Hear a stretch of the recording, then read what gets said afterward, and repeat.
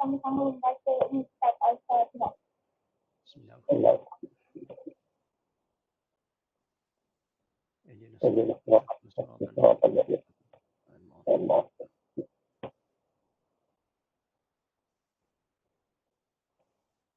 Amin ya rabbal alamin. Sebagai moderator webinar pada hari ini, mewakili Syariah in the Environment SIBC-FSU berkolaborasi bersama Pusat Muamalah Islamic the Environment MIIBC mengucapkan selamat datang dan ribuan terima kasih kepada semua peserta yang dapat meluangkan masa untuk menyertai webinar kita pada hari ini. Walaupun saya pasti anda sedang sibuk menjalankan pengajaran dan pembelajaran secara apa sekalian. Okey, bagi meneruskan webinar kali ini, izinkan saya membacakan sedikit latar belakang ceramah. Beliau adalah Profesor Nadia Dr. Muhammad Dani Muhammad, pensyarah di Akademi Pengajian Islam Contemporary Turkish, Universiti Teknologi Nara Shah Alam, mendapat pendidikan awal di Mahat Imam Kota Baru, Kelantan, dan kemudiannya melanjutkan pelajaran di Kolej Islam Kelang. Menamatkan pengajian di peringkat ijazah sarjana muda dari Universiti Malaya, Fakultas Sastra, pengajian kependidikan pada tahun 1985. Beliau seterusnya melanjutkan pelajaran pengajian ke peringkat ijazah sarjana di School of Oriental and African Studies, University of London dalam bidang arkeologi pada tahun 1989, berkhususan dalam seni Islam, memperolehi ijazah kedoktoran di International Institute of Islamic Thought and Civilization, ISTAC IIGM, dalam bidang tamadun Islam. Tesis beliau ialah mengenai peraturan alam bina Islam, pendekatan perbandingan antara empat mazhab di bawah penyeliaan Profesor Dr. Alaidin Sarafa. Antara tulisan yang telah disebutkan ialah PIB Islamic Building Regulation,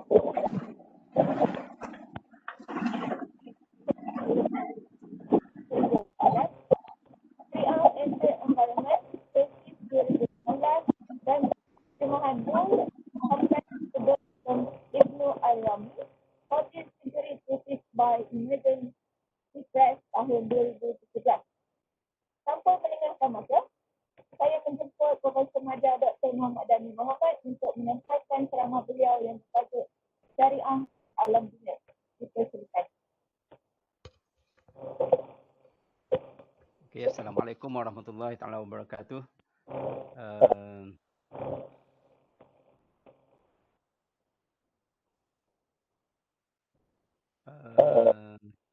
Awal-awal lagi saya minta maaf kalau sistem suara yang kurang jelas disebabkan oleh saya juga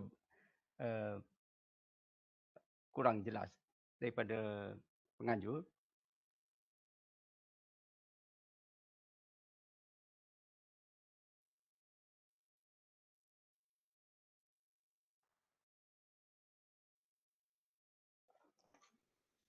So yang dimuliakan Yang Berusaha Prof. Dr. Jamalullah Abdullah, Dekan Fakulti Seni Bina Perancangan dan Ukur, Yang Berusaha Prof. Madya Dr. Nur Hidayah Muhammad Hashim, Dekan Akademi Pengajian Islam Contemporary, Yang Berusaha Timbalan-timbalan Dekan, dan juga tidak lupa kepada Prof. Dr. Khairuddin Abdul Rashid yang merupakan tenaga penting yang berusaha mengadakan program ini, dan berusaha PM Izani Yaakob, Ketua MIIBE ASIS, dan yang berusaha moderator kita hari ini, serta para pensyarah, para pelajar dan tuan-tuan, puan-puan sekalian. Tajuk perbincangan kita hari ini, tajuk pembentangan saya pada hari ini ialah mengenai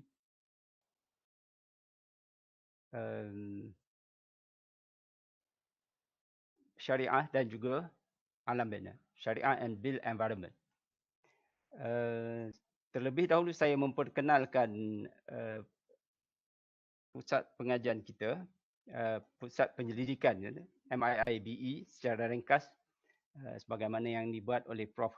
Khairuddin minggu lepas, 2 minggu lepas, memperkenalkan SIBE, dan tahniah di atas usaha tersebut. Kami ditubuhkan pada 11 Oktober 2016 dan berdaftar dengan Research Management Center Universiti Teknologi Mara. Dan di antara objektif yang ada ialah menjalankan penyelidikan dalam bidang alam bina Islam, meningkatkan penerbitan berkaitan isu-isu semasa alam bina dan juga penyelesaiannya berdasarkan syariah, dan juga menyediakan peluang perundingan yang berkualiti dalam pelbagai bidang Islam. Ini yang kita akan dalam masa terdekat ni kita mendapat jemputan daripada MPKB, Majlis Perbandaran Kota Baru, untuk turut serta dalam sesi meja bulat mereka dalam membincangkan isu-isu kejiranan. Itu sebagai satu contoh kan. So aktiviti-aktiviti kita adalah menterjemah buku-buku klasik alam bina Islam, sebab kita rasa bahawa buku-buku mengenai alam bina ini amat terhad, ataupun kalau ada pun dalam bahasa Arab, dan sebahagian besar pelajar kita tidak dapat akses kepada sumber-sumber penting tersebut. Yang kedua, mengadakan kursus jangka pendek.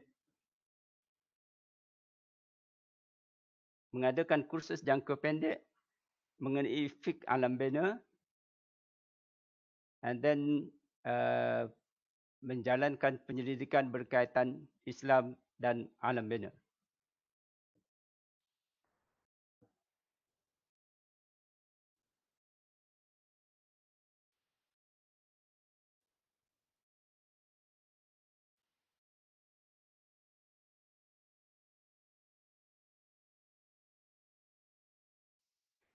Okey, kita ada 3 geran daripada KPT dan UiTM yang berkaitan dengan alam bina Islam. Yang pertama, kita dapat Designing Sulh Mediation Model in Neighbourhood Dispute Resolution.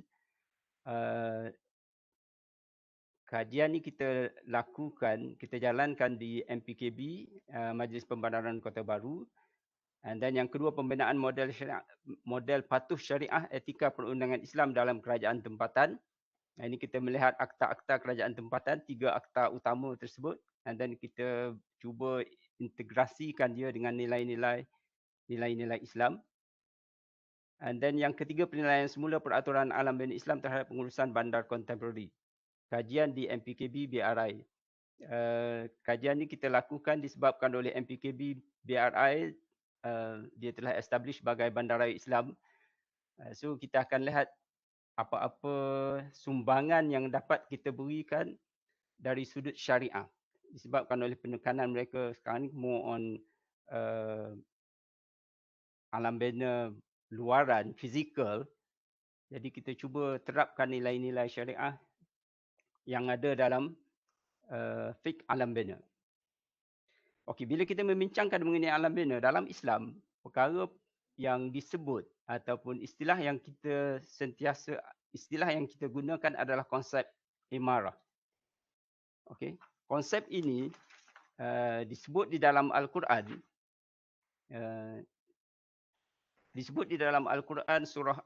surah Hud ayat 61, huwa ansha'akum minal ardi wasta'marakum fiha fastaghfiru thumma tubu ilaih inna rabbi qaribun mujib.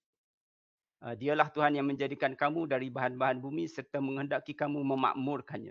Setelah Tuhan menjadikan kita, melantik kita sebagai khalifah di muka bumi, tugas utama yang diserahkan kepada kita adalah memakmurkan bumi. Bukan membangunkan persekitaran, menghancurkan makhluk-makhluk lain seperti mana yang berlaku sekarang ni. Okay. So tugas utama kita adalah memakmurkan bumi supaya kita dapat hidup dengan baik, dan juga makhluk-makhluk lain dapat menumpang kemakmuran yang dimiliki oleh manusia. So di situ kita melihat dari awal lagi Tuhan telah pun meletakkan tanggungjawab yang besar kepada kita untuk kita memakmurkan persekitaran kita. So di sini kita lihat pentingnya peranan syariah dalam mengatur alam bina ataupun built environment yang kita bina. Apa yang penting di sini adalah saya tidak akan menghuraikan apa maksud syariah dan sebagainya disebabkan oleh 2 minggu lepas Prof Khairuddin telah pun menghuraikan uh, maksud dan juga definasi syariah secara detail. Apa yang saya cuba huraikan di sini adalah tujuan pensyariatan hukum dalam Islam. Maqasid yang kita sebut sebagai maqasid syariah. So tujuan pensyariatan hukum dalam Islam adalah untuk memberikan kebahagiaan dalam kehidupan manusia. Okey, syariah ini tidak bertujuan untuk mendatangkan kesusahan. Yuridullahu bikumul yusra wala yuridu bikumul usra. Tuhan menghendaki kita kelonggaran, okey. Bukan dia nak menyusahkan kita. Okey. Dia hukum-hukum yang dinyatakan di dalam Al-Quran, dinyatakan di dalam syariah itu adalah sebenarnya bermanfaat kepada manusia. Walau bagaimanapun hukum Islam tidak bersifat statik, malah ia fleksibel dan dinamik. Ada hukum yang memang kita tak sembahyang dan sebagainya, itu kita tak boleh nak. Tapi dalam hukum alam bina dan sebagainya, di situ banyak kelonggaran yang diberi kepada kita. Kearifan tempatan dan sebagainya diambil kira dalam kita membangunkan persekitaran alam bina kita, persekitaran dan alam bina kita tanpa kita melanggar tuntutan-tuntutan syariah yang telah ditentukan kepada kita. Hukum ini akan mewarnai kepentingan manusia selari dengan perubahan masa dan juga keadaan.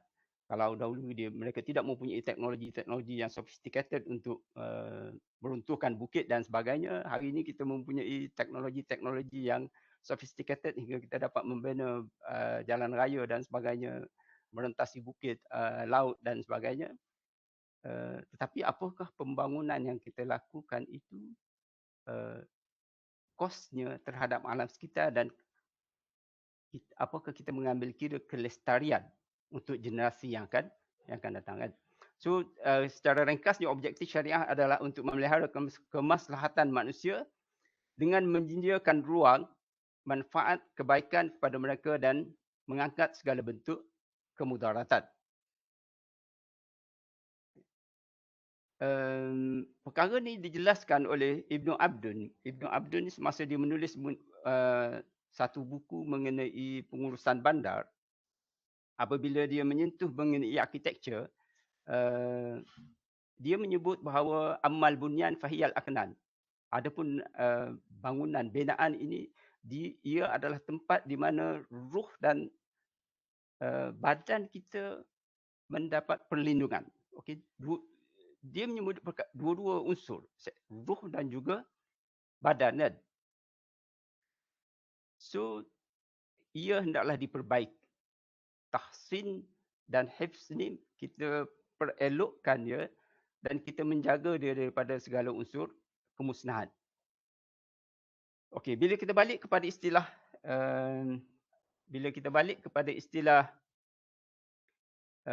built environment, kalau kita lihat dalam yang ni saya ambil daripada Ministry of Minister,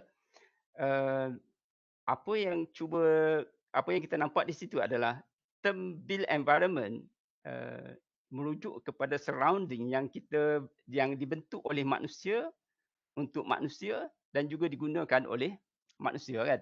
So dia melibatkan pelbagai aktiviti, pembinaan bangunan, urban space, walkway, road, park dan sebagainya, dan dia melibatkan pelbagai disiplin ilmu. Okey, ada engineering, architecture, urban planning, history, industrial design, geografi, environmental studies dan antropologi sosiologi. So dia bukanlah sesuatu yang kita anggap sebagai enteng yang boleh bila kita bincang mengenai built environment ni, kita hanya pergi kepada bidang architecture sahaja ataupun kita pergi kepada engineering sahaja ataupun kepada landscape sahaja dan sebagainya. So sebagai seorang perancang yang baik, dia akan mengambil kira semua aspek. Okay. So itulah yang ditekankan oleh Islam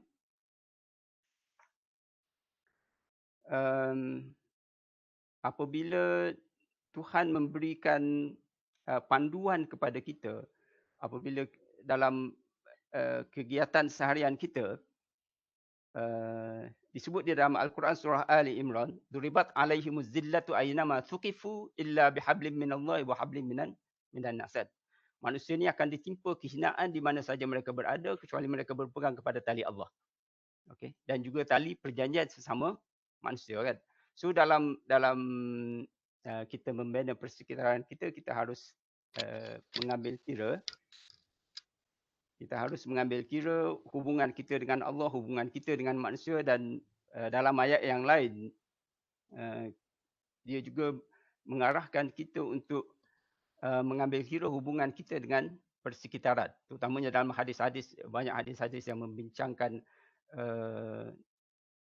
Tuhan Rasulullah melarang kita menebang pokok sesuka hati, membunuh binatang sesuka hati tanpa apa-apa tujuan dan sebagainya. So apa sahaja kegiatan kita yang kita lakukan di muka bumi, bila dia mendatangkan kemudaratan kepada manusia ataupun kemudaratan kepada alam dan juga mengganggu hubungan kita dengan Allah, maka kita tunggulah kehinaan yang dijanjikan oleh Allah kepada kita kan. So peranan syariah di situ adalah dia menjaga hubungan manusia dengan Allah, hubungan manusia dengan manusia, dan juga hubungan manusia dengan alam sekitar kan. 3 hubungan yang perlu kita jaga. So saya akan pergi kepada manifestasi syariah dalam alam bina. Bagaimana umat Islam dahulu apply menggunakan kaedah-kaedah yang ada di dalam fiqh Islam dan dimanifestasikan melalui tindak tanduk mereka dalam merancang, mengatur dan menyusun persekitaran mereka. Okey.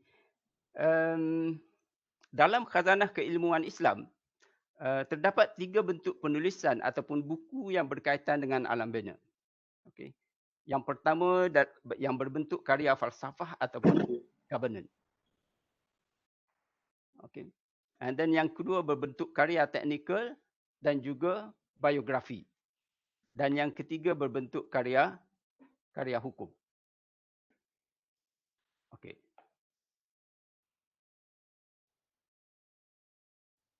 Sebelum saya teruskan, boleh saya dapat feedback apa saya ni terlalu laju ke ataupun sebagainya? Okey Prof, tak ada masalah insya-Allah. Okey, terima kasih. Audio jelas Jelas sangat. Okey, terima kasih. So 3 karya falsafah, karya teknikal dan juga karya-karya hukum. Karya hukum ni kalau dalam bahasa Arab kita sebut kita fiqh lah. Okay. So dalam karya contoh ni dua. Tu banyak datang. Kok ni awak lain? Ni awak sama dengan ni.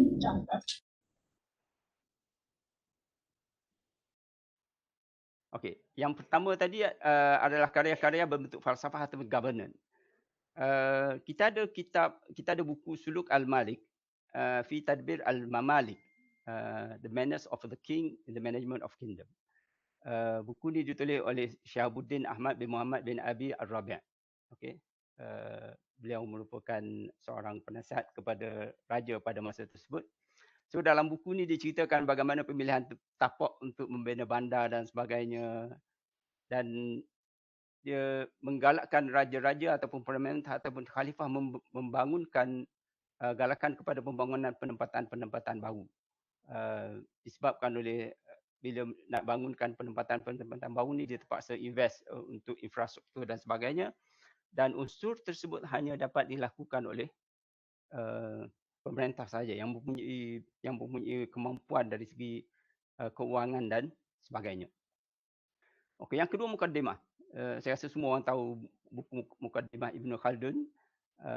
Mark Zuckerberg juga baca buku tersebut sebagai menganggapnya sebagai di antara buku-buku terpenting yang perlu dibaca oleh sesiapa sahaja yang concern mengenai masyarakat semasa kita kan. So saya cadangkan setiap pensyarah memiliki buku ni dan membacanya berkali-kali supaya kita dapat memahami apa perkara yang disebut oleh Ibn Khaldun. Dan Ibn Khaldun dalam kitab Muqaddimah dia membincangkan mengenai bagaimana pemilihan tapak bandar, unsur-unsur air dan sebagainya yang perlu diambil. Saya rasa perkara itu dalam keadaan sekarang ni berlaku. Yang pentingnya bila dia menyentuh mengenai tingkah laku masyarakat bandar. Okey, bagi Ibn Khaldun, bandar ni, kebanyakan bandar ni merosakkan akhlak manusia.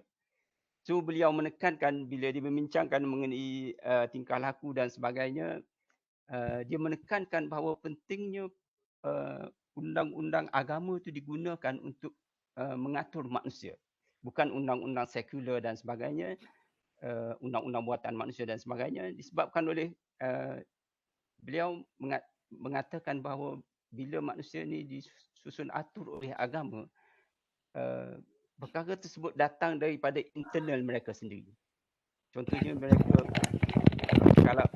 kalau dalam konteks sekarang ni, kalau kita lihat traffic light dan sebagainya, mereka tidak melanggar traffic light bukan disebabkan oleh mereka takut pada polis, tapi disebabkan oleh mereka tahu itu adalah peraturan bagi masyarakat sivil.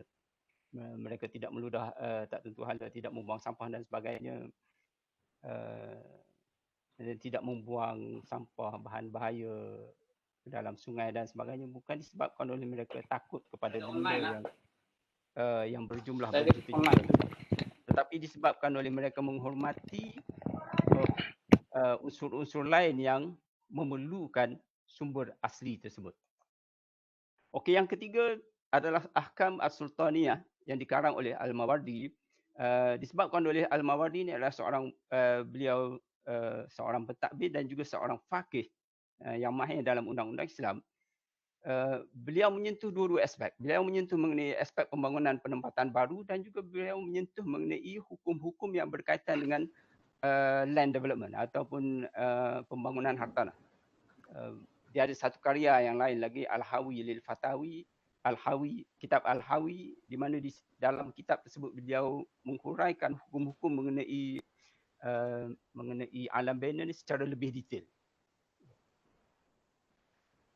Contoh hasil karya teknikal, kita ada dua daripada khazanah daripada kerajaan Uthmaniyah. Yang pertama adalah Risalah Mi'mariyah yang dikarang oleh Mahmud Agha, kalau saya tak silap, yang menceritakan bagaimana beliau mempelajari ilmu arkitektur dan terlibat secara langsung dalam pembinaan beberapa bangunan-bangunan besar di Istanbul. And then yang kedua, Tazkiratul Ibniyah. Yang ini menceritakan mengenai bagaimana Mimar Sinan, riwayat hidup Mimar Sinan, bagaimana beliau bersusah payah mempelajari ilmu arkitektur dan sebagainya. Dia sebagai satu biografi beliau yang ditulis oleh orang lain, mengenai sumbangan beliau kepada alam bina Islam. So far saya rasa dari zaman awal sebelum kerajaan Ottoman, kita tidak ada buku-buku bersifat begini. Disebabkan oleh kita tahu bahawa pada peringkat awal perkembangan Islam, kebanyakan arkitek ataupun banan, jurubina dan sebagainya, juruter dan sebagainya, masyarakat Arab dahulu dia terpaksa bergantung kepada kemahiran Parsi dan juga kemahiran daripada kerajaan Byzantine. Tapi selepas beberapa ratus tahun, bila mereka memperolehi kemahiran tersebut, mereka sendiri yang melakukannya. Bentuk yang ketiga adalah karya hukum yang kita panggil sebagai fiqh al-umuran atau fiqh alam bina. Kalau selama ni kita dengar fiqh nikah kahwin cerai, pembagian harta dan sebagainya, itulah yang dibincangkan dalam fiqh al-umuran, dia sebagai satu cabang daripada ilmu fiqh, Islamic jurisprudence. Karya yang membicarakan hukum-hukum mengenai alam bina, kan. Perkara ini dibincangkan dalam semua mazhab Islam. Dia minta ada satu pun mazhab yang meninggalkan aspek fiqh al-umrah ni.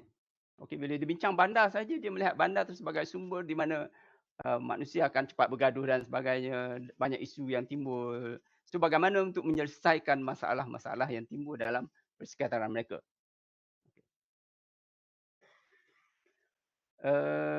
Pengurusan bandar dan peraturan-peraturan alam bina merupakan sebahagian cabang ilmu fiqh yang telah dibincangkan serta diamalkan sejak terasasnya Bandar Madinah, negara Islam pertama di Madinah. So bila Rasulullah masuk ke Madinah, beliau menyusun atur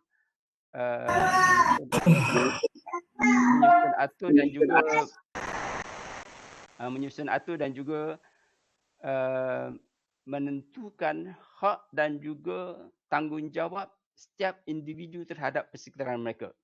Contohnya beliau semasa Ibnu Abbas, semasa Al-Abbas, bapa saudara beliau membina rumah, beliau meletakkan saluran air hujan.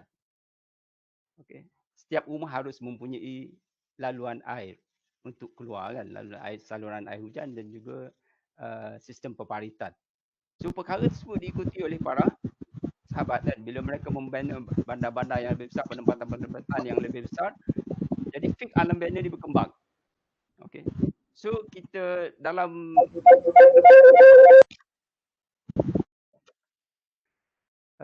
terdapat 4 kategori perbincangan fuqaha juris mengenai peraturan-peraturan alam bina, iaitu dalam kitab-kitab fiqh umum. I mean, kalau kita buka kitab Al-Um ataupun Muwatta Imam Malik dan sebagainya, kita akan jumpa satu bab yang membincangkan mengenai peraturan-peraturan alam bina. Yang kedua, kitab fatwa. Kitab fatwa dan juga nawazil. Fatwa dan nawazil ni adalah bila timbul masalah-masalah di sesuatu bandar, mereka akan bertemu dengan para kadi dan minta pendapat kadi tersebut untuk menyelesaikan isu-isu yang berlaku dalam persekitaran mereka. Yang ketiga adalah buku-buku hizbah. Hizbah ni adalah kita panggil dalam setengah-setengah pengarang mengatakan dia sebagai market supervisor ataupun town supervisor. Dia mengatur seluruh sistem hidup di bandar. Dalam tradisi Islam, kita tidak mempunyai majlis perbandaran. Okey, dia berbeza dengan kalau kita baca European cities. Dia ada aspek majlis perbandaran yang berkembang daripada abad ke-11 sehinggalah sekarang. Dan bila mereka menakluki negara-negara Islam, unsur local government ni diperkenalkan di negara-negara Islam, menyebabkan kita fiqh al-umrah ataupun ahkam al-bunyan ni kita tak boleh katakan hilang dalam tradisi fiqh kita. Okey, so, kalau kita tengok fatwa-fatwa di Asia Tenggara yang berkaitan dengan alam bina ni, saya jumpa satu saja fatwa daripada Brunei. Okey, fatwa daripada Malaysia tak ada orang yang bertanyakan fatwa mengenai alam bina kan. And then yang kedua, kitab-kitab khusus yang membicarakan mengenai ahkam al-bunyan. Okey. Yang ni kita ada beberapa kitab yang kita sedang usahakan untuk diterjemahkan. Okey, ini contoh-contoh yang saya bawa ni adalah kitab-kitab fiqh umum, membincangkan mengenai alam bina, terdapat dalam pelbagai kitab buku-buku fiqh umum dalam kitab kesemua mazhab, merangkumi bab jual beli, kita beli rumah dan sebagainya, aspek defek rumah tersebut kita harus ambil kira, dan material dan sebagainya, harga yang berpatutan, tidak ada unsur seperti yang disebut oleh Prof Khairuddin pada 2 minggu lepas, tidak ada unsur riba dan sebagainya. And then bab ijarah, hukum mengenai sewa bangunan, rumah kediaman dan sebagainya, siapa yang harus bila kita sewa sesuatu rumah ataupun kediaman, siapa yang harus menyediakan fasilitiesnya. Okey. Contohnya kalau dapur, kalau kita sekarang ni rumah kita memang semua ada dapur, apakah tuan rumah yang bertanggungjawab? Kalau Arab dahulu disebabkan oleh dapur mereka ni agak tradisional, yang dalam berbentuk oven, tanur, tradisional. So kalau ikut setengah-setengah buku fiqh mengatakan bahawa dapur itu harus disediakan oleh tuan rumah kan. Okey, and then bab suluh, mediation. Hukum-hukum berkaitan dengan kejiranan, dinding pagar yang dikongsi bersama, hukum menggunakan dinding jiran sebagai penyongkut tulang dan sebagainya. So kalau kita ingat lagi beberapa, saya rasa 10 atau 12 tahun lepas apabila berlaku pergaduhan di antara dua selebriti daripada UIA yang menyebabkan berlaku kes itu dibawa ke mahkamah dan akhirnya diselesaikan. Punca yang menyebabkan perbalahan itu adalah pagar Sebab tu kitab dalam kitab fiqh Al-Bunyan ni sebahagiannya menamakan sebagai kitab Al-Jidar. Sebab mengikut Ibn Khaldun, pagar ni yang akan menjadi unsur pertama yang akan menyebabkan kita bergaduh dengan jiran. Dan itu hakikatnya yang berlaku dalam masyarakat sekarang ni kan. Okey, yang kedua kitab-kitab fatwa. Kitab fatwa dan juga nawazil. Kitab-kitab fatwa dan nawazil mengumpulkan fatwa-fatwa ulama serta hukum-hukum yang diputuskan oleh qadi tentang kes-kes yang mereka bicarakan. So masyarakat Islam dahulu bila mereka menghadapi sebarang masalah dengan jiran dan sebagainya, ataupun bila mereka menentukan siapa yang bertanggungjawab dalam pembinaan saluran pembentungan dan sebagainya, perkara ini akan dibawa kepada qadi. Dan qadi akan menyelesaikan. Dan penyelesaian tersebut akan direkodkan. Okay. Merangkumi pelbagai hukum termasuklah hukum-hukum alam bina. Contohnya adalah Mi'yar al-Mu'rib wal Jami' al-Maghrib. Yang ini adalah fatwa ulama Afrika dan juga Andalus yang dihimpun oleh Al-Wansharisi. Fatwa tersebut meliputi 200 tahun. Okay. And then kita ada Dewan Ahkam Al-Kubra karangan Abi Asbaq Ibn Sahal. Kalau kita perhatikan, fatwa-fatwa ataupun nawazin ni kebanyakannya kita warisi daripada Andalus. Disebabkan oleh, kita tahu dalam tamadun Islam, Andalus ni dia mewarisi, mereka mempunyai kemahiran yang amat tinggi dalam alam bina dan sebagainya. Okey, yang seterusnya adalah buku-buku hizbah. Hizbah ni merupakan isu yang penting yang dilaksanakan oleh pemerintah Islam. Dia mesti setiap dinasti dan sebagainya dia akan ada institusi hizbah. Sebab dia tidak ada yang saya sebut tadi, dia tidak ada local government. Okey, kerajaan tempat dia tak ada. So yang menguruskannya adalah muhtasib. Okey, dia mengawasi segala bentuk perkhidmatan pembandaran daripada lampu jalan hinggalah kepada tandas awam. Dia memastikan bahawa tandas awam itu bersih. Setiap rumah harus mempunyai saluran air masuk dan saluran air keluar. Seseorang individu tidak boleh melepaskan air hujan daripada rumah dia ke jalan raya. Okey. Ataupun dia membuang sampah sesuka hati dia. Dia tidak boleh merosakkan jalan raya, mengganggu jalan raya dan sebagainya. So yang akan memastikan perkara tersebut berjalan adalah institusi hizbah. Dia akan dibantu oleh mereka yang main dalam bidang masing-masing. Contohnya kalau dalam bidang alam bina dia ada dipanggil sebagai al-amin dan sebagainya. Bila berlaku sesuatu perkara dalam mana, maka muhtasib dalam bidang tersebut akan turun melihat. Di dalam buku-buku hizbah terkandung hukum-hukum alam bina dan peraturan yang harus diawasi dan diikuti sama ada secara teori ataupun amali. Ini contoh-contoh buku hizbah. Kitab Nihayah Ar-Rutbah fi Talab Al-Hizbah yang ditulis pada 1083 Masihi dan juga kitab Ibnu Ukhuwah yang ditulis pada abad ke-14. Okay. Dan buku-buku khusus yang membicarakan mengenai hukum-hukum alam bina. Yang paling advance dalam hukum-hukum alam bina adalah dalam mazhab Maliki. Mazhab Maliki paling banyak membincangkan hukum-hukum alam bina. Mungkin disebabkan oleh mereka yang menjadi mazhab utama di Andalus. Kemudian bila Andalus jatuh, ulama-ulama ni lari ke Maghrib dan sebagainya dan diambil oleh kerajaan Ottoman dan sebagainya. Jadi khazanah tersebut tersimpan hingga sekarang. Kitab yang pertama tu kita masih belum dijumpai. Disebut di dalam literature umum mengenai wujudnya kitab Al-Qadha' fil Bunyan. Al-Qadha' fil Bunyan ni maksudnya hukum-hukum mengenai alam bina kan.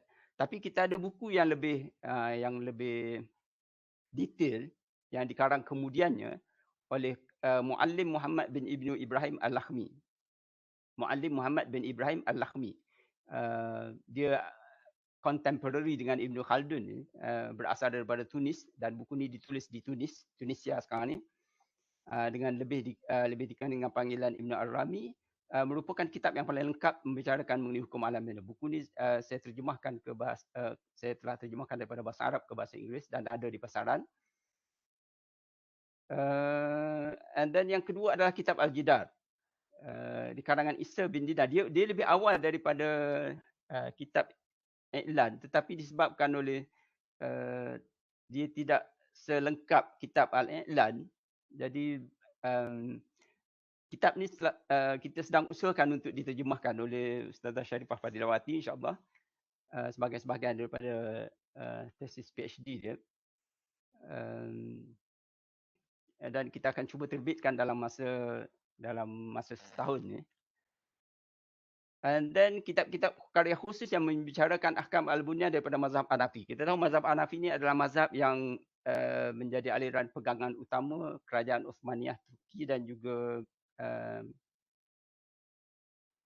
mazhab dan juga di Indo-Pakistan.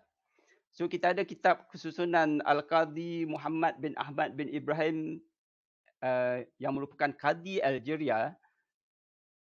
Beliau menghimpunkan keputusan ataupun judgement yang beliau putuskan semasa pembicaraan mengenai kes-kes yang berlaku di Algeria semasa beliau menjadi qadi.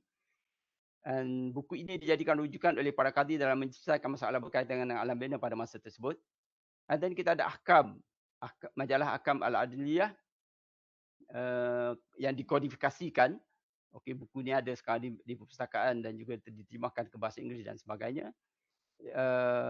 Yang menjadi manual bagi kerajaan Uthmaniyah, manual undang-undang dia. Dihuraikan secara jelas hukum-hukum mengenai alam bina dan sebagainya.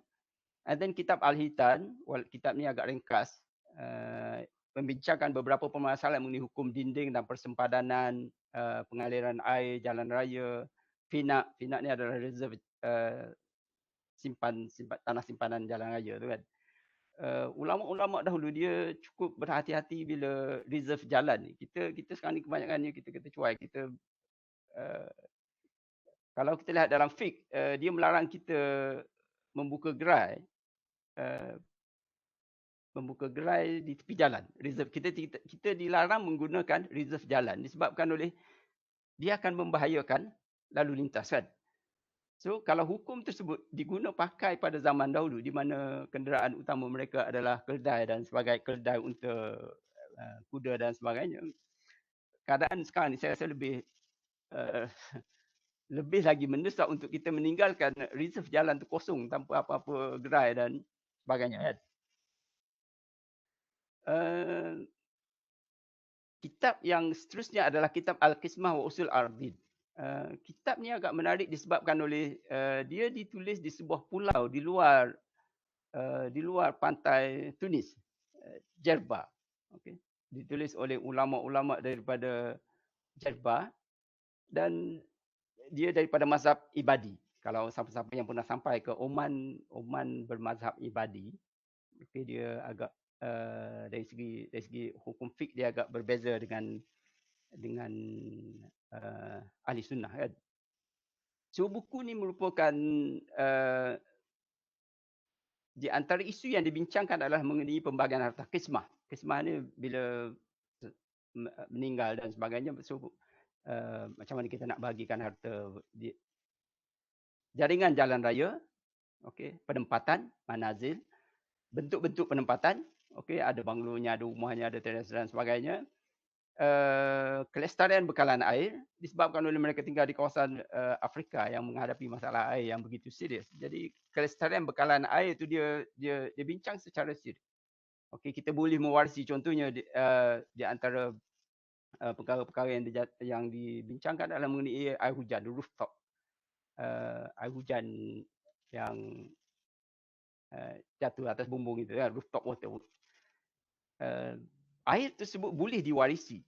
Okey, sekiranya kalau katalah kita tinggal di kawasan apartmen 5 tingkat dan kita mewarisi air hujan tersebut daripada bapa kita, seorang lain tak boleh nak guna sesuka hati tanpa mendapat keizinan daripada kita. So sampai ke tahap begitu mereka bincang. Okey, tanah reserve jalan, sungai, perigi dan penempatan. Dalam Islam, semua unsur-unsur ni, sungai, perigi, jalan, kampung dan sebagainya, dia mempunyai reserve-nya yang tersendiri. Di mana sekarang ni saya rasa kita dah tak ada konsep tu kan. Okay.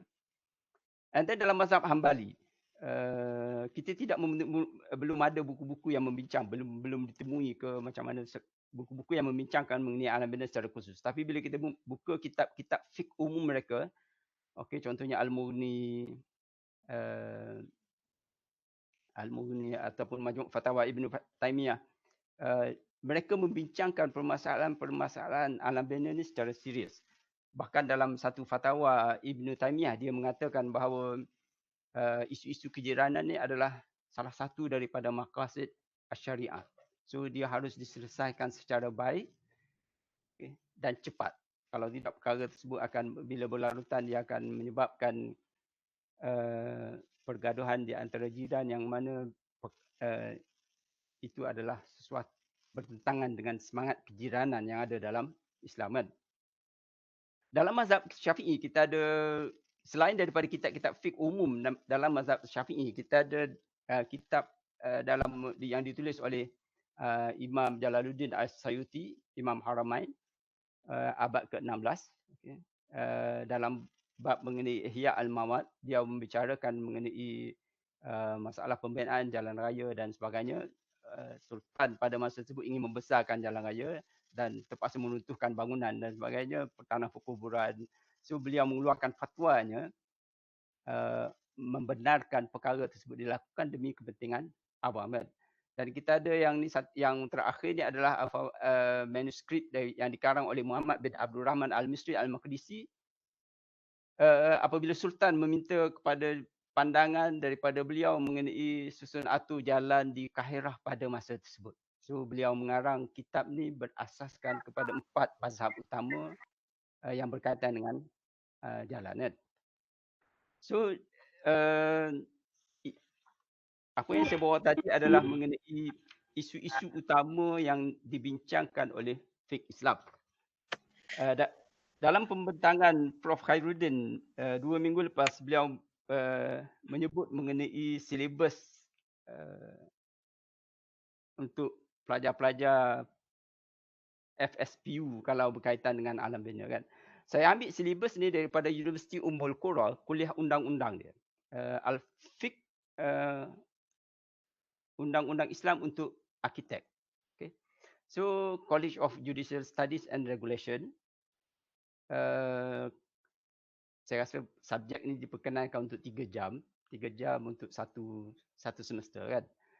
So subjek ni dalam bahasa Arab, tapi insya-Allah kita akan terjemahkan untuk membantu kalau betul-betul serius untuk memperkenalkan fiqh alam bina kepada pelajar-pelajar kita. Saya rasa subjek ni bukan setakat perlu diajar kepada pelajar FSU, tapi perlu juga diajar kepada pelajar-pelajar Islamic Studies. Okay. Sebab mereka boleh dikatakan tidak terdedah kepada fiqh alam bina ni, kan. So kalau kita, topik utama yang diperbincangkan oleh dalam Universiti Ummul Qura tadi adalah mengenai etika arkitek dan juga developer, konsep kontrak dalam Islam, okey, hukum berkaitan dengan pembangunan hartanah, tanggungjawab dan jaminan, dhaman bila kita berlaku, contohnya pada masa kini kita tengok lalu lintas kemalangan dan sebagainya. So siapa yang bertanggungjawab ke atas apa? Isu-isu kejiranan dan pemeliharaan sumber asli, air, hutan dan sebagainya. Hukum-hukum yang berkaitan dengan permasalahan tersebut. So kesimpulan dia, tamadun Islam adalah tamadun mandal. Dia bukan satu tamadun yang dia tidak akan berkembang dengan baik apabila dia tidak berada dalam persekitaran bandar. Okay. Bermula dengan semua aspek alam bina amat ditekankan, bermula daripada pemilihan dan pemilikan, pembangunan hingga kepada gaya hidup bandar, urbanism itu sendiri. Perkara itu disentuh oleh Ibn Khaldun. Gaya hidup bandar, cara Islam macam mana dan sebagainya. So ruang penyelidikan terbuka luas untuk kita memahami secara lebih mendalam aspek-aspek alam bina Islam melalui kolaborasi multidisiplin. So matlamat terakhir kita adalah baldatun thayyibatun wa rabbun ghafur. Negerimu adalah negeri yang baik dan Tuhanmu adalah Maha Pengampun. So dalam usaha kita membina persekitaran kita yang baik ke arah mencapai baldatun thayyibatun wa rabbun ghafur, saya rasa buat sementara waktu ni kita harus melakukan penyidikan lebih yang lebih komprehensif mengenai aspek alam bina Islam. So dengan itu sekian pembentangan saya. Saya buka kepada Saya buka kepada soal jawab dan sebagainya.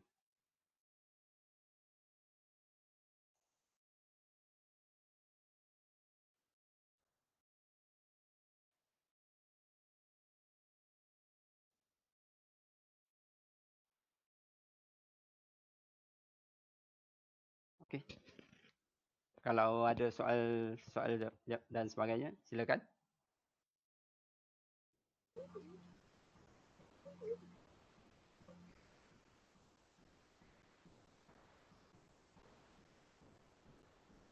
Ada satu komen dari Azlaini, Encik Azlaini. Dalam chat box mengatakan,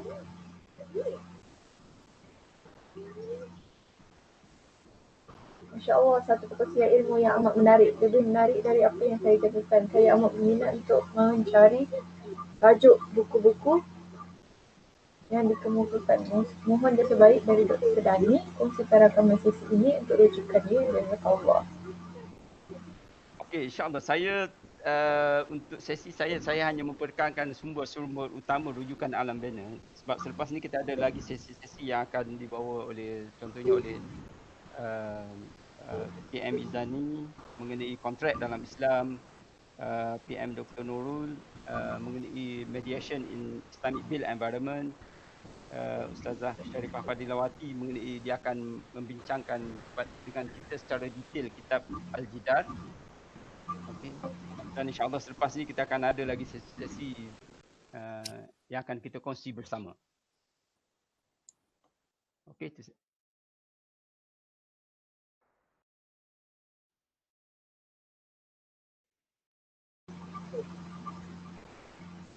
Ada apa-apa soalan daripada para peserta?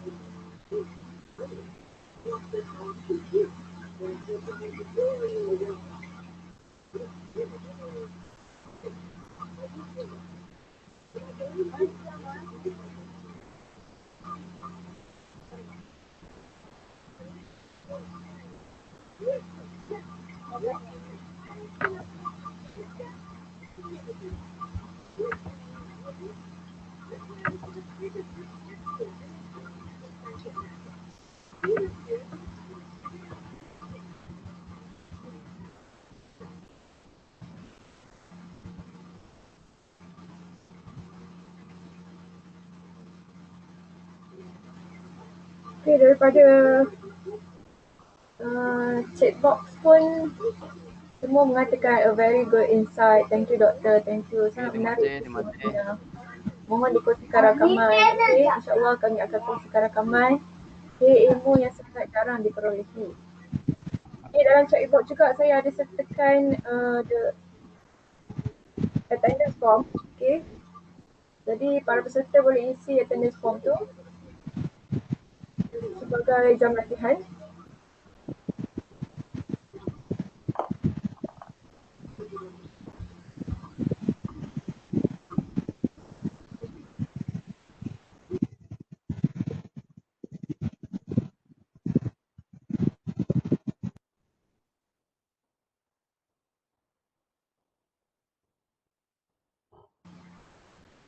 Okay. Oh, tak ada soalan? Okay, ada satu soalan tu, bagaimana Prof dengan aplikasi syariah dalam alam bina Islam? Kita mewarisi satu sistem yang ditinggalkan oleh British. Okay. So ilmu-ilmu yang kita warisi adalah kesemuanya kita dilatih, di train dalam semua disiplin-disiplin ilmu yang kita warisi daripada British. Bukan bermakna ilmu tersebut tidak berguna, tetapi alangkah baiknya sekiranya kita dapat integrate dengan nilai-nilai Islam yang nilai-nilai Islam atau fiqh alam bina Islam yang ilmu yang kita warisi dahulu. Okay. So, satu integrasi ilmu tu saya rasa alam bina sedang menunggu satu integrasi ilmu di antara khazanah British dengan khazanah Islam. Sebab kita tak kata khazanah yang ditinggalkan oleh British itu adalah satu khazanah yang tidak berguna ataupun yang bad dan sebagainya. Contohnya ilmu architecture.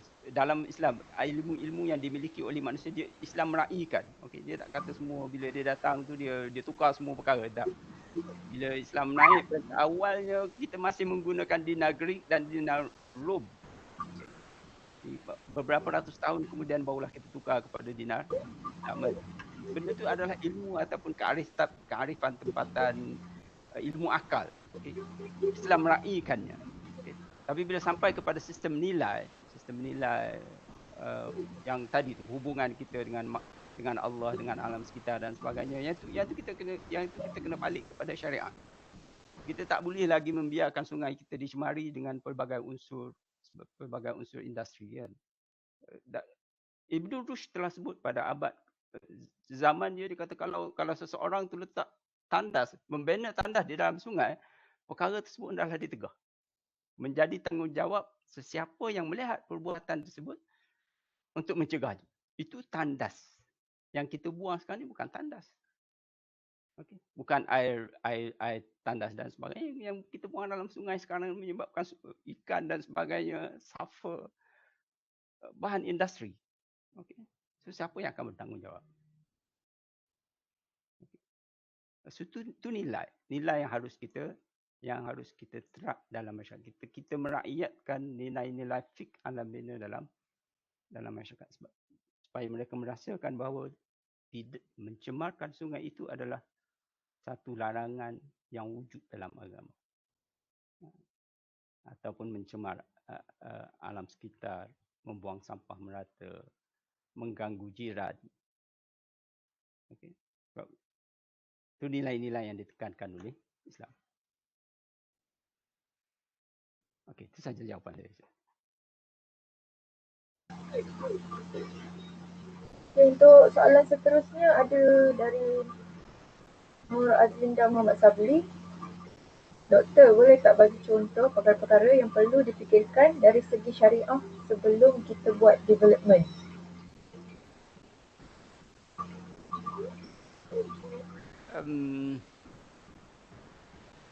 Macam mana saya jawab? Saya rasa bila kita bincang kitab Al-Jidar nanti, ataupun bila kita sampai kepada masalah kontrak yang akan dibentangkan oleh PM Izani nanti, di situ akan disentuh. Sebab dari segi pembangunan persekitaran pada peringkat awal contohnya, so kalau kita dalam Islam dia minta kita limitkan kemudaratan kepada persekitaran, itu je. Okey. Hadis yang digunakan oleh para fuqaha kita adalah la darar wa la dirar. Sebarang bentuk pembangunan yang kita bangunkan janganlah mendatangkan kemudaratan kepada persekitaran.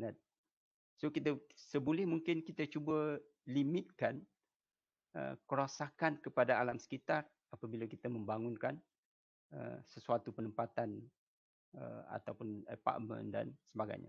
Ataupun kita mengabaikan penduduk setempat. Kalau kita lihat bila kita membina lebuh raya sekarang ni, yang menjadi mangsa adalah penduduk kampung, kan. Mereka terpaksa menanggung banjir lumpur, banjir kilat dan sebagainya disebabkan oleh kontraktor gagal membina saluran peparitan yang baik. So di situ kita lihat perancangan dan juga unsur perancangan dan juga unsur unsur pengawasan. Okay. Regulation. Kita ada building regulation, tapi setakat mana regulation tersebut dipatuhi, dan kelonggaran, kalau kita lihat yang kes Sungai Selangor baru ni disebabkan oleh, akhbar mengatakan disebabkan oleh pengawasan yang kurang. So, konsep menjauhkan kemudaratan ataupun damage itu harus ditekankan. Okey, itu saja.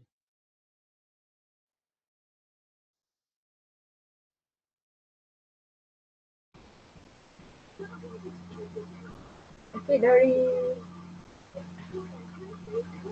Azlaini, dia cakap masyarakat Melayu lama kita dulu banyak menerapkan nilai Islam dalam setiap sudut kehidupan termasuk alam binaan. Namun sayangnya nilai-nilai tersebut telah pun dengan rakusnya dimamah oleh kemodenan dan perubahan zaman. Okey. pendapat daripada Cik Zaini. Next is Dr. Zaini Johana. Doktor, ada cadangan untuk area of research dari social science perspektif dengan mengaitkan syariah, environment and sustainable development goals. Dia minta cadangan untuk area of research dari social science perspektif. Okey, kalau kita lihat ada unsur utama yang ditekankan dalam fiqh alam bina ni, asas dia adalah la darar wala dirar. Kita tidak boleh membawa kerosakan ataupun kita mendatangkan kerosakan kepada diri kita ataupun kepada masyarakat yang. So di situ asasnya. So untuk mengelakkan, saya rasa untuk menggalakkan untuk promote sustainable development, kelestarian dan sebagainya, saya rasa unsur pertama yang harus kita patuhi adalah la darar wala dirar. Kita ada penilaian alam sekitar dan sebagainya, yang itu kita harus tekankan, kita harus seriously lihat balik setakat mana penilaian alam sekitar itu kita patuh, dan kita ada peraturan-peraturan tu kita ada, tapi masalah pematuhan. Okey, jadi di situlah area yang kita harus kaji kan. Soalan seterusnya, saya rasa Majlis Pembenaran tidak mengikut konsep hizbah. Saya tak kata tak ikut. Saya kata Islam mempunyai tradisinya sendiri bila mereka menguruskan bandar. So kemudian bila kita dijajah, kita diperkenalkan dengan Majlis Perbandaran. Majlis Perbandaran bukan muncul dalam tradisi Islam kan. Contohnya kerajaan Ottoman, bila dia terpengaruh dengan sistem yang dibawa dari Perancis dan sebagainya, pertengahan abad ke-19 dia memperkenalkan sistem perbandaran. So kemudian diikuti oleh negara-negara Arab yang lain. So kita dah selesa dengan sistem perbandaran. So apa yang perlu kita buat, saya rasa kita integrate nilai-nilai syariah yang ada dalam fiqh al-bunyan itu dengan akta-akta perbandaran, 3 akta perbandaran yang kita ada. Itu saja, itu yang kita boleh buat. Bukan kata kita nak memperkenalkan balik hizbah, kalau kita dapat perkenalkan tu that's better lah. Tapi dalam keadaan kita tidak janggal dengan unsur-unsur, dengan nilai-nilai dahulu. Jadi first step saya rasa integrasi nilai syariah dalam akta-akta perbandaran yang ada sekarang. Terima kasih.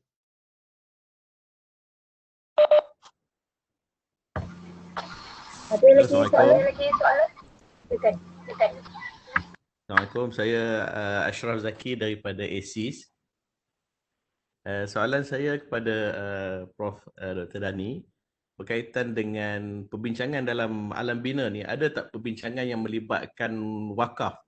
Sebab kalau kita lihat dari sudut pembinaan infrastruktur pada zaman dahulu banyak berkonsepkan wakaf. Jadi adakah dalam perbincangan kitab-kitab fiqh lama ataupun fiqh berkaitan dengan alam bina itu ulama membincangkan aspek alam bina dan sumber pembiayaan ataupun sumber kewangan yang dibina tu berdasarkan wakaf, ataupun memang tidak dibincangkan dan berbeza antara satu sama lain perbincangan tersebut? Terima kasih. Terima kasih Dr. Ashraf. Kalau kita lihat Mi'yar Mu'rad, dia satu jilid dia membincang mengenai wakaf alam bina. Satu jilid. Bila kita wakafkan, sebagai pendahuluan kita harus ingat bahawa dalam bandar Islam, dalam tradisi bandar Islam, kita tidak ada majlis perbandaran yang mengambil tanggungjawab untuk menguruskan fasiliti-fasiliti awam. Itu jelas.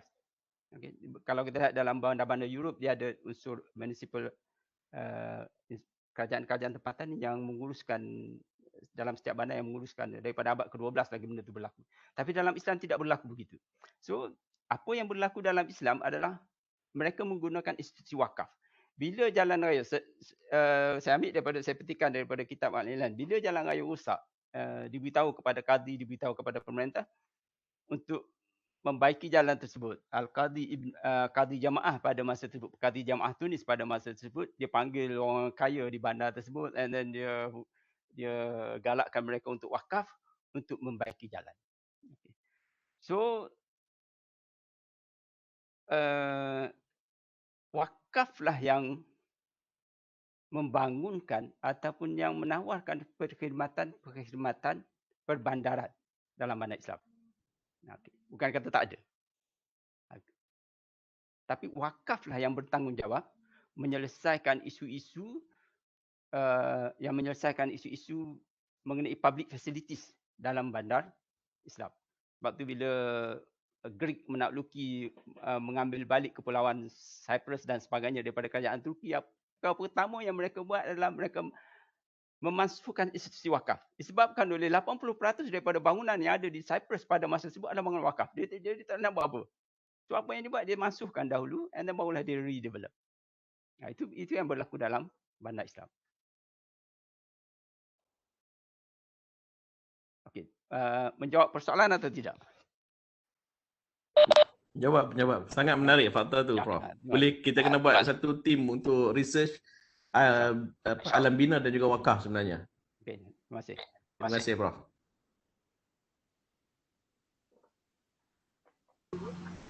Ada soalan lagi?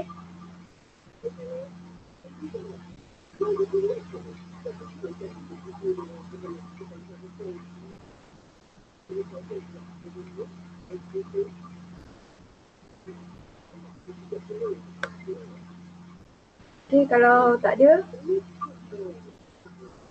Ada? Tak ada?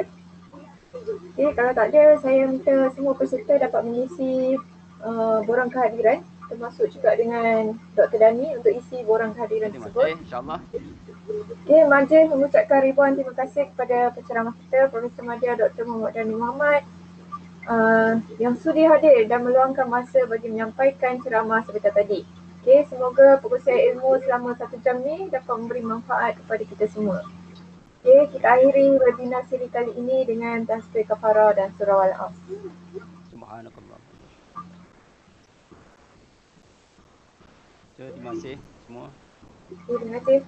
Semoga kita dapat berjumpa lagi dalam siri webinar yang akan datang. Okay, 2 minggu dari sekarang iaitu 11 November 2020 bertajuk Syariah in Architecture, Building Planning and Design. Okay, ceramah ini akan disampaikan oleh Profesor Datuk Dr. A.R. Asyah Abdul Rahim dari IIUM. Okay, itu sahaja dari saya. Mohon maaf kalau ada salah dan silap. Okay, terima kasih dan kadi. InsyaAllah. Assalamualaikum warahmatullahi wabarakatuh.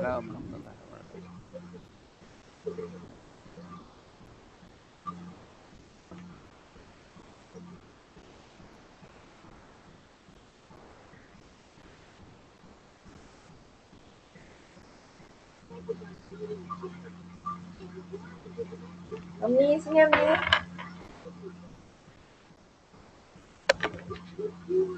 Ami nak kat mana? Nak kat mana? Nak kat mana? Ha? Tak nak. Ha? Tak, saya dengan cikgu. Tak.